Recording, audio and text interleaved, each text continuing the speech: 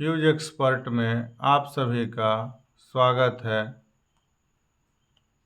यह series 17th BPSC के लिए चलाया जा रहा है, जिसमें कुल प्रश्नों की संख्या 25 है और यह सेट नंबर 10 है। इससे पहले 9 सेट अपलोड किए जा चुके हैं, तो उन सब को जाकर पूरा ज़रूर देखें और इस सेट को भी पूरा देखें, ताकि आपके आगामी एग्ज़ाम जो बीपीएससी है उसमें मदद मिल सके।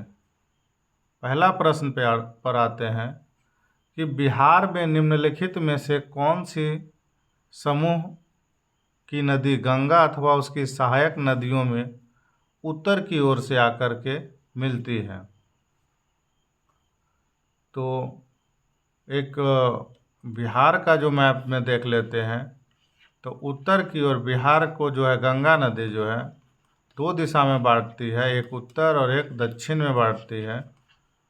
तो गंडक नदी जो है वो ऊपर से आती है, कमला नदी ऊपर से आती है और बागमती भी ऊपर से आती है ना।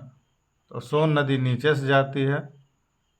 तो ऑप्शन नंबर गंडक हो गया, कमला हो गया और बागमती हो गया, यानी ऑप्शन नंबर सी जो है इसका सही जवाब है। अगला प्रश्न है, भारत ने अपना पहला परमाणु परीक्षण कब किया था? तो इसका सही जवाब है 18 मई 1974 को किया था, इसलिए ऑप्शन नंबर डी इसका सही जवाब है। अगला प्रश्न है, कौन सी अनुसूची के तहत अनुसूचित क्षेत्रों और अनुसूचित जनजातियों के प्रशासन और नियंत्रण के लिए प्रावधान किया गया है? तो यह है 8वीं अनुसूची, जिसके अंतर्गत यह प्रावधान किया गया कि अनुसूचित क्षेत्रों और अनुसूचित जनजातियों के प्रशासन और नियंत्रण के लिए है, इसलिए ऑप्शन नंबर बी इसका सही जवाब है। अगला प्रश्न है, 1857 के विद्रोह के दौरान भारत का गवर्नर जनरल कौन था? तो 1857 के दौरान भारत का जो गवर्नर जनरल था वो लॉर्ड कैनिंग था। इसलिए ऑप्शन नंबर ए इसका सही जवाब है। अगला प्रश्न है, भारतीय राजनीतिक व्यवस्था में कार्यपालिका के अधीन रहकर कार्य करती है। तो ये जो है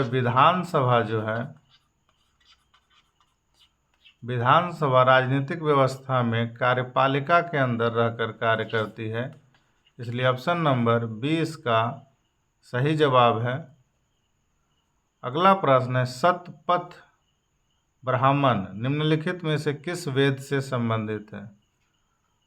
तो शतपथ जो ब्राह्मण है वो शुक्ल यजुर्वेद से संबंधित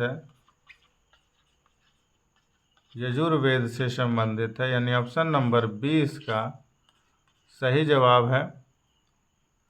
अगला प्रश्न है, निम्नलिखित में से किसने भारत के पहले टेस्ट कप्तान के रूप में काम किया था? तो इसका सही जवाब है, भारत का पहला टेस्ट कप्तान जो था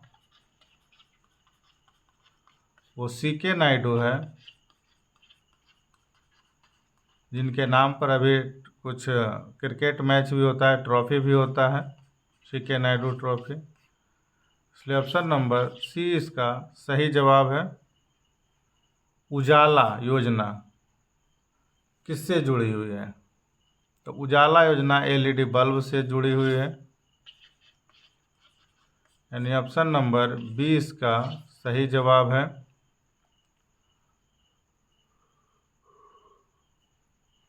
अगला प्रश्न है कि भितरकनिका राष्ट्रीय उद्यान भारत के किस राज्य में स्थित है?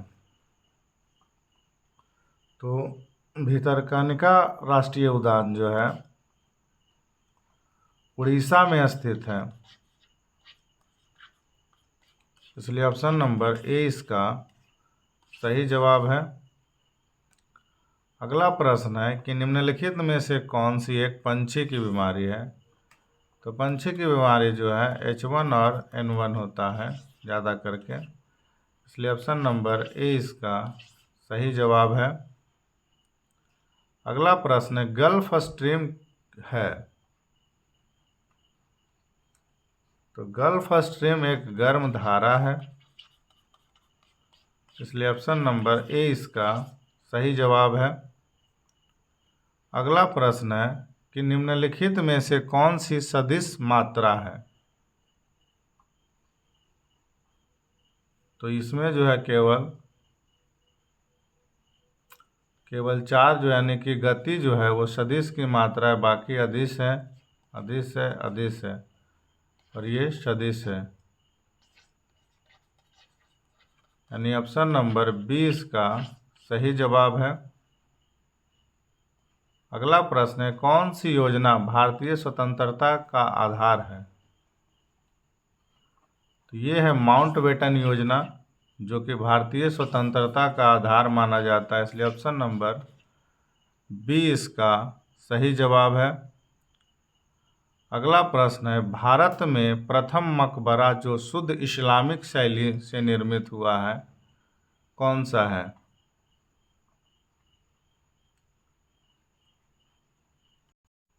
तो यह है हुमायूं का मकबरा, इसलिए ऑप्शन नंबर ए इसका सही जवाब है। अगला प्रश्न है निम्न में से किसे झीलों की वाटिका कहा जाता है। तो झीलों की वाटिका जो है वो फिनलैंड को कहा जाता है, इसलिए ऑप्शन नंबर ए इसका सही जवाब है। अगला प्रश्न है भारत और पाकिस्तान के बीच शिमला समझौता कब हुआ था।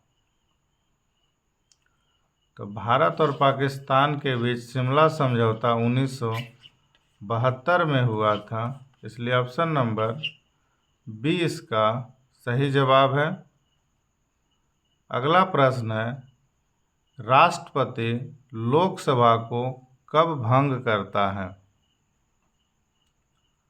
तो राष्ट्रपति जो है लोकसभा को केवल मंत्रिमंडल की अनुशंसा पर रद्द कर सकता है, इसलिए ऑप्शन नंबर सी इसका सही जवाब है। अगला प्रश्न है निम्न में से कौन सा युग्म सुमेलित नहीं है। तो ये अनुच्छेद 17 जो है ये सुमेलित नहीं है, बाकी 14 जो है विधि के समानता है, 16 में अवसर की समानता है और 18 में सैन्य उपाधि की समानता है, इसलिए ऑप्शन नंबर सी इसका सही जवाब है। अगला प्रश्न है कि यदि भारत के राष्ट्रपति का पद रिक्त हो जाए और कोई उपराष्ट्रपति भी ना हो तो निम्न में से कौन सा कार्यवाहक राष्ट्रपति होगा। तो इसका सही जवाब है सर्वोच्च न्यायालय का जो मुख्य न्यायाधीश होंगे, मुख्य न्यायाधीश वही इनके कार्यवाहक होंगे, यानी ऑप्शन नंबर डी इसका सही जवाब है। अगला प्रश्न है चर्चित इल्बर्ट बिल विधेयक किस वायसराय के काल में पेश किया गया था। तो ये चर्चित जो है इल्बर्ट बिल विधेयक ये लॉर्ड रिपन के समय में पेश किया गया था, इसलिए ऑप्शन नंबर डी इसका सही जवाब है। अगला प्रश्न है चंपू शैली का प्रादुर्भाव कब हुआ था। तो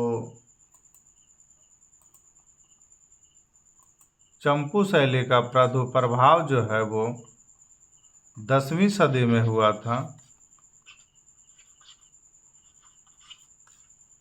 यानी कि ऑप्शन नंबर 20 का सही जवाब है।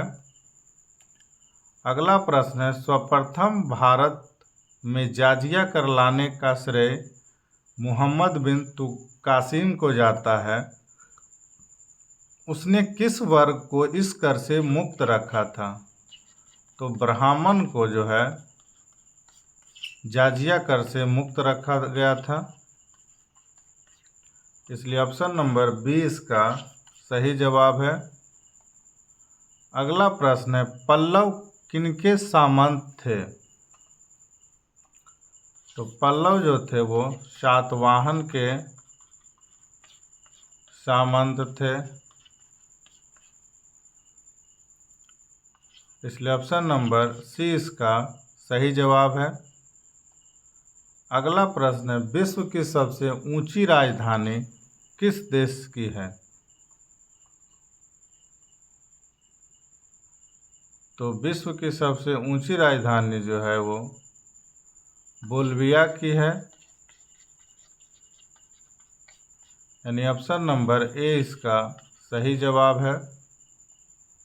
अगला प्रश्न है, भारतीय संविधान के किस अनुच्छेद के तहत लोकसभा में अनुसूचित जातियों और जनजातियों के लिए आरक्षण दिया गया है? तो इसका सही जवाब है अनुच्छेद 330, यानी कि ऑप्शन नंबर ए। ये था आज का कुल 25 प्रश्न जो आपके आगामी एग्जाम में सहायक होंगे। तो वीडियो को जितना ज़्यादा हो लाइक करिए, शेयर करिए और चैनल को सब्सक्राइब करिए। वीडियो देखने के लिए धन्यवाद।